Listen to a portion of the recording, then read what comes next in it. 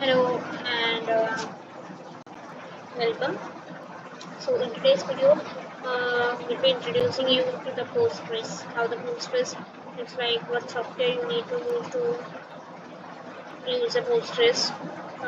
So on your screen, you can see the PG admin. I have launched the PG admin application. It will take some time to start. It depends on your system, like how much load it takes. So once you enter the PG admin, it will ask you the password. So just type my password. This is how your database looks like. I have one database demo.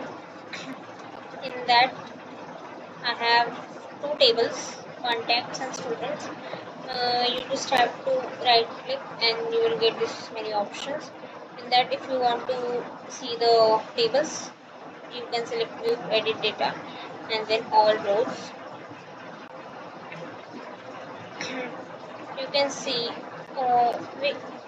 here is a simple query tool in which you can write queries, and here you can see the output. So if I want to run the where clause, select asterisk from contacts where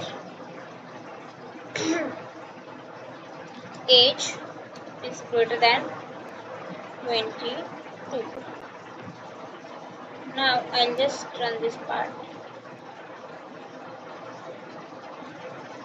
See, we got the output successful run, and we got the output where the age is more than 22. So yeah, this was a basic Postgres introduction for you all. We'll start with the new topics in the Postgres. We'll also explore what are the features available in Postgres, and of course we'll cover the topic in which they have asked in interview. They have asked questions about MySQL versus Postgres. So we'll also look into that. Thank you.